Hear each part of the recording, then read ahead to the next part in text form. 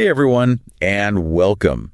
Today we're going to be doing a deep dive into GUI testing. Oh, fun. Yeah. I think it'll be really interesting, especially with this comprehensive guide we've got here. Yeah. It's pretty in-depth. Cool. So, GUIs, we use them all the time. Every day, probably. Yeah, for sure. I mean, it's how we interact with, almost everything digital. Yeah, right. Snack. But, have you ever thought about all the testing that goes in to making them, well, good?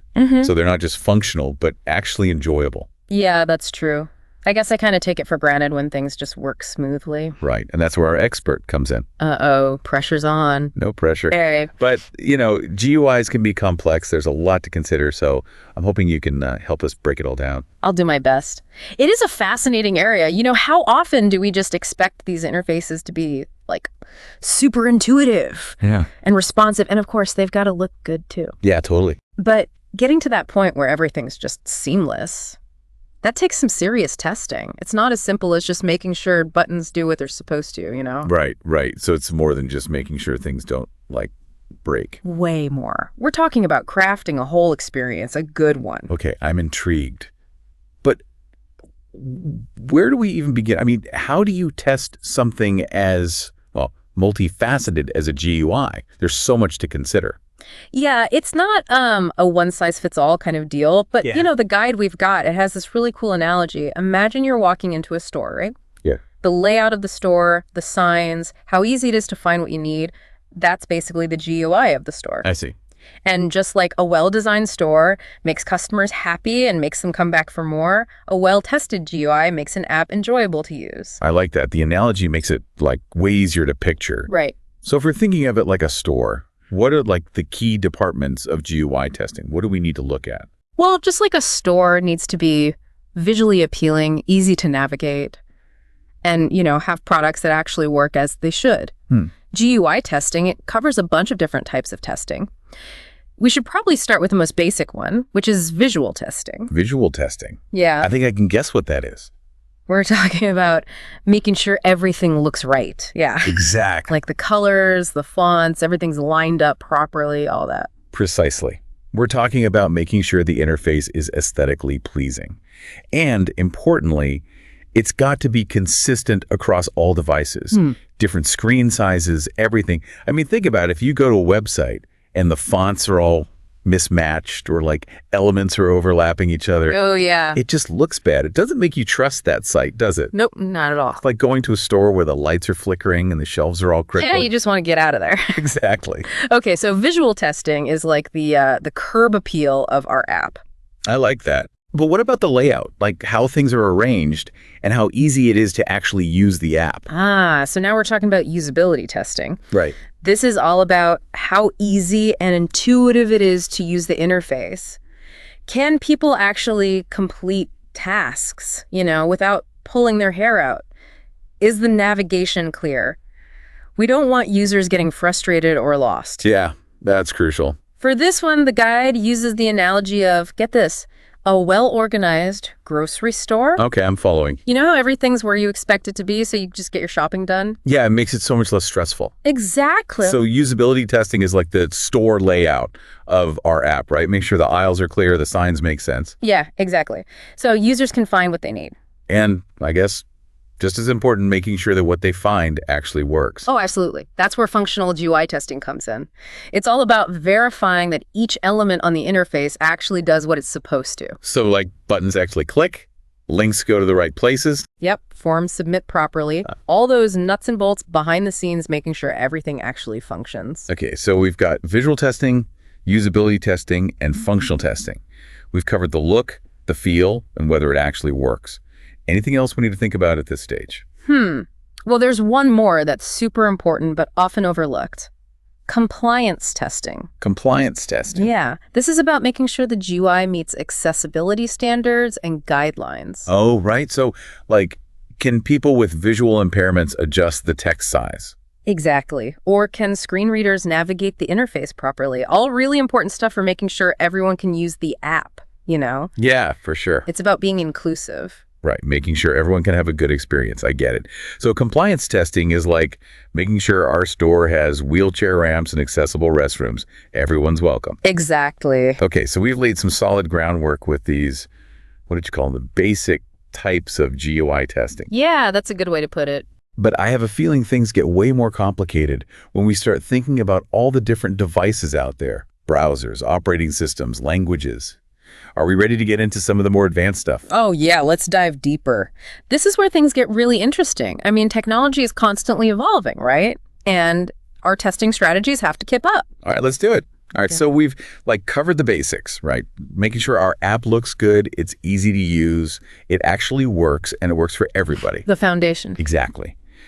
But now I'm thinking about the real world, all the different devices people use, browsers, even languages.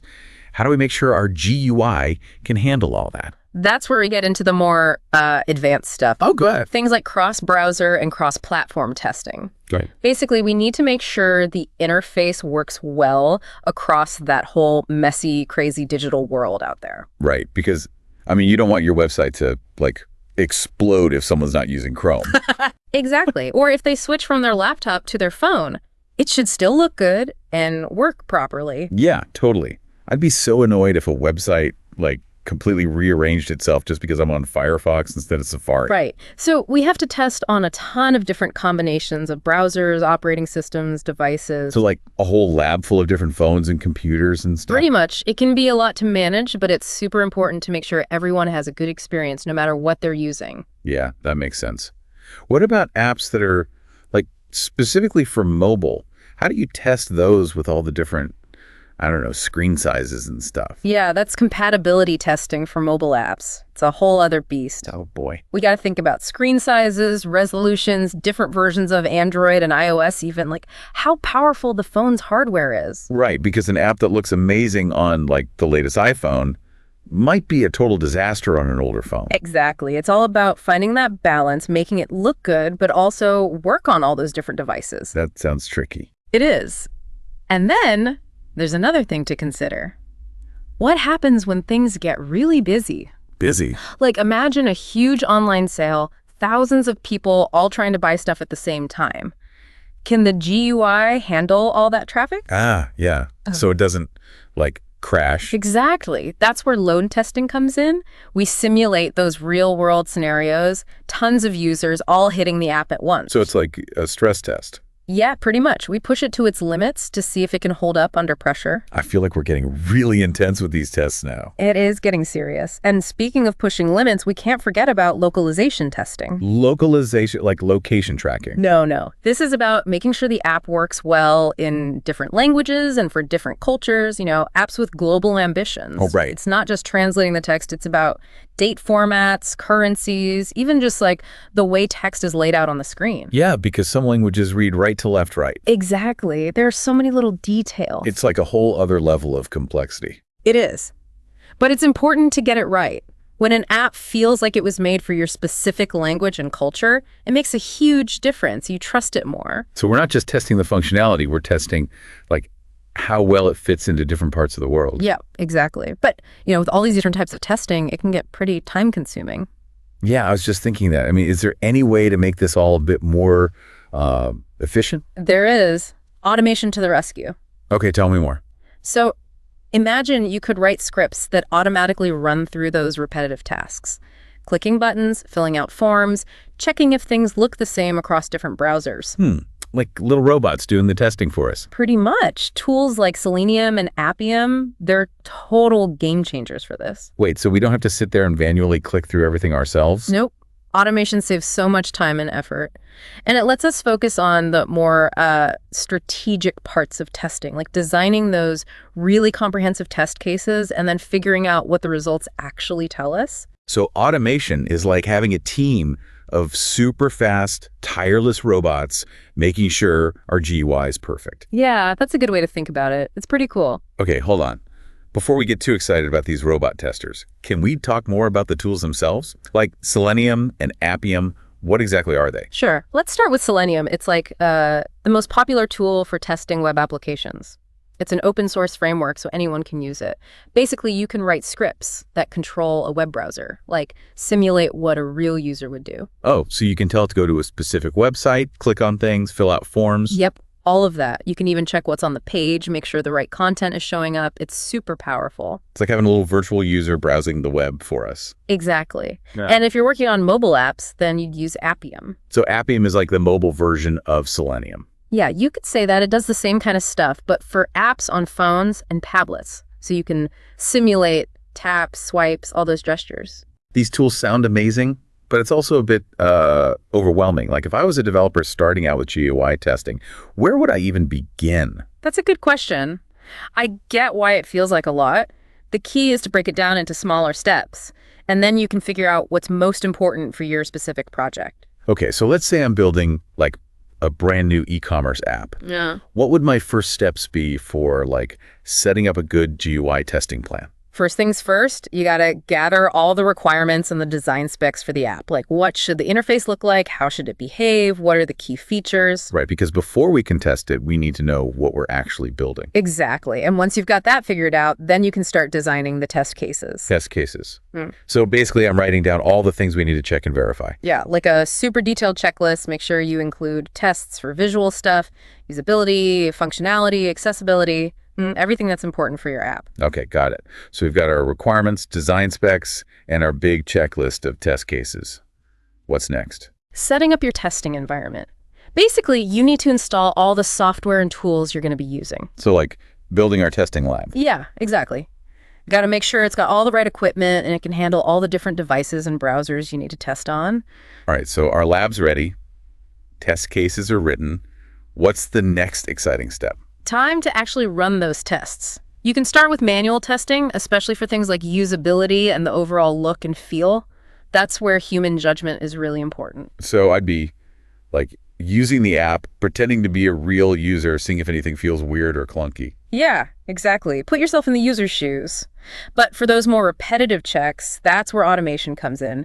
Selenium and Appium can handle that stuff for you. Our robot army, back in action. Exactly. But even with automation, you got to make sure you're documenting everything carefully. Documenting, like taking notes. Yep. Keep track of what tests you've run, the results, any problems you find, everything. So it's like a journal of our GUI testing adventure. Pretty much. It's super useful for keeping track of progress and making sure any issues get fixed properly. Okay, so GUI testing, it's a cycle. We test, we document, we fix things, and then we test again. That's exactly it. It's iterative. But what happens after we've gone through all that? What's the end goal of all this testing? So I guess the big question is like, what are we aiming for with all this GUI testing? What's the ultimate goal? Well, ideally, you want to create an experience for the user that's so smooth, so intuitive that they don't even think about it. It just works. Yeah, it just feels right. Exactly. Like that saying good design is invisible. Yeah, that's a good one. You shouldn't have to struggle with the interface. You should just be able to do what you need to do. Effortlessly.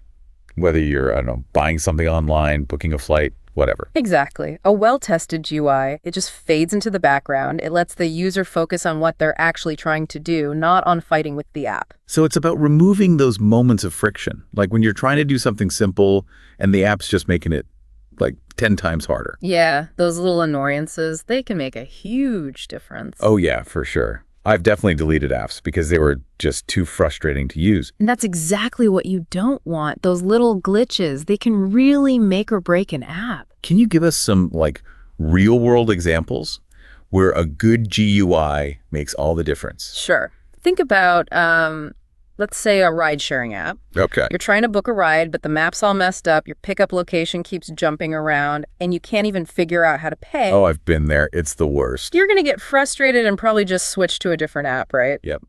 Probably wouldn't even bother trying to use that app again. Exactly. Bad GUI equals lost customers. Makes sense. But on the flip side, a really well-tested GUI, that can build trust, right? Absolutely. If an app just works and it works well, you start to rely on it, maybe even recommend it to other people. You become loyal, like, this app gets me. Exactly. It's all about that smooth, seamless experience. Are there any apps you use where you're just like, yes, this is how it should be done? Oh, tons. But one that comes to mind is there's this language learning app I use. Oh, cool. The interface is so clean, it's super easy to navigate, the lessons are really well designed. I've never run into a bug or anything that, like, pulled me out of the experience. You keep using it because it just works. Exactly. And that's the goal, right? To make the technology disappear so you can focus on what you actually want to do. Yeah. Like, in that case, actually learning the language. It's not fighting with the app to get to the lesson. Right. Okay, so we've talked about different types of testing, all those cool tools, and how important this all is for, like, the user's experience. But I want to go back to something you mentioned earlier about the human element of testing. Oh, yeah. Because it seems like we're talking a lot about automating everything. So where do the humans fit in? Well, automation is great for catching those, like, obvious errors, you know, making sure buttons actually click and stuff. Right. But when it comes to things like usability, how appealing it is, that overall feel of the app, you still need humans for that. So, like, a machine can tell you if a button works, but it can't tell you if it's in the right place, or if it looks good, or if it makes sense in the whole flow of the app. Exactly. Those are things that only humans can really judge. It's like machines are good at the logic, but humans are good at the, I don't know, the feeling. Yeah, that's a good way to put it. You need both. It's a partnership. So I guess the takeaway here is that GUI testing, it's not just about making sure things don't break. Right. It's about creating a positive experience for the user. And one that's so good, they don't even realize how much work went into it. They just enjoy using the app. Exactly. Well, I think we've covered a lot of ground today, from like the very basics to some pretty advanced stuff. It's been a great discussion. Yeah, I learned a lot. Thanks so much for joining us and sharing your expertise. My pleasure. Always happy to talk about GUI testing. And everyone listening, thanks for joining us for this deep dive. We'll see you next time.